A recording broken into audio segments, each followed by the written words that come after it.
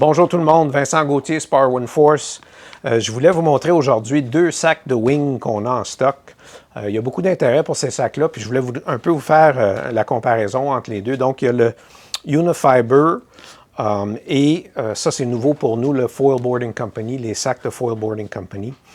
Comme vous voyez, le Unifiber est blanc et noir, très ordinaire au niveau de la couleur. Lui est très coloré, il est très beau. Mais gardez en tête que si vous mettez ça dans une soute d'avion, c'est probable que ça ressorte un peu plus noir que les couleurs que vous avez là. Donc, plus salissant. En termes de grandeur, ça se ressemble beaucoup, là. Donc, ça, c'est le foil board, c'est le small, puis on a plusieurs tailles. La même chose, le Unifiber. Celui-ci, c'est le 170-75. Dans le cas du Foil Boarding Company, il est 165-75. Vide, ils sont à peu près les deux 4 kg. Puis en termes de padding, de rembourrage, c'est du 10 mm dans les deux cas. Donc, ça se ressemble. Par contre, une fois qu'on ouvre les sacs, c'est pas exactement la même chose. Sur le site web de WinForce Sports, il y a déjà une vidéo de moi qui décrit ce sac-ci. J'ai fait ça l'an dernier.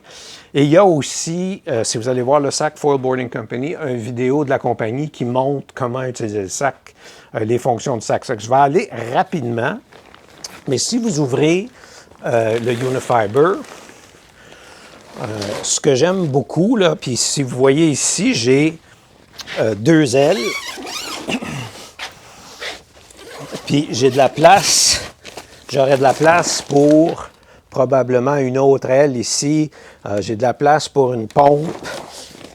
Ici, j'ai les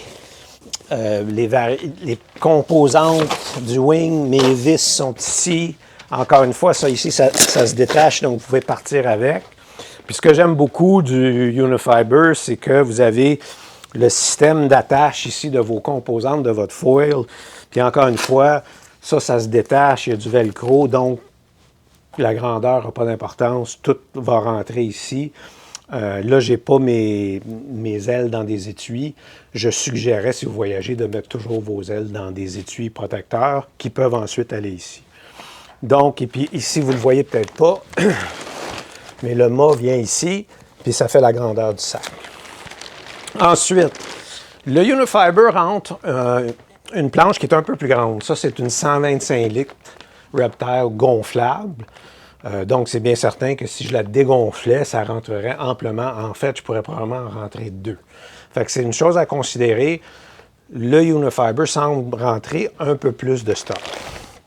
Dans le cas du Foil Boarding Company, encore une fois, on peut facilement mettre 2 ou 3 wings. On n'a pas la même fonctionnalité, mais le fuselage rentre ici. Là, on a mis une pompe, on l'enlève. Vous avez des compartiments ici pour mettre vos ailes. Donc, les petites ici, les grandes ici. Cette composante-là, vous allez le voir sur les vidéos, se détache. Donc, si vous voulez mettre ça dans la voiture, mettre le reste sur le toit de la voiture. Puis, ça, c'est une 80 litres. Donc, maximum qui rentre dans le petit sac Foil Boarding Company, c'est vraiment une 80 litres. Dans les deux cas, dans le cas du Foil Boarding Company et dans le cas du Unifiber, il y a des roues qui sont optionnelles. Est-ce que ça veut dire que vous pouvez faire des kilomètres en tirant le sac sur ces roues? Non. À l'aéroport, ça peut être très, très pratique. C'est quand même des assez gros sacs. Puis une fois qu'ils sont remplis, ça pèse. Donc, les roues sont très pratiques. L'autre chose, c'est que les roues s'enlèvent. Donc, si c'est trop lourd, vous enlevez les roues, vous mettez ça dans vos sacs, vos autres sacs, ou vous pouvez les même mettre dans ce sac-là. Et puis, ça vous permet de ne pas avoir à forcer. Donc, c'est une composante qui est puis en termes des roues, c'est très semblable, les systèmes. Là, c'est pas exactement la même chose, mais encore une fois, sur les vidéos, vous allez le voir. J'ai mis des roues aussi sur le Unifiber. Les roues sont optionnelles sur les deux sacs. La courroie de transport est optionnelle sur le Unifiber, tandis que cette courroie ici, là, qui est à l'épaule, tandis qu'elle vient standard avec le Foil Boarding Company. Au niveau des prix, on est autour de 250 pour le Unifiber et 350 dans ces eaux-là, dépendamment de la grandeur que vous prenez. Donc, je pense que c'est des options, particulièrement si vous voyagez. Les deux se mettent sur un toit. Le Unifiber est peut-être un petit peu plus adapté pour mettre sur un toit de voiture. Il y a des courroies, il y a des anses qui vous permettent d'ancrer le sac sur votre voiture.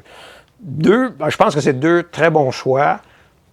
Pour le prix, si c'est vraiment une question de prix, je pense que le Unifiber gagne.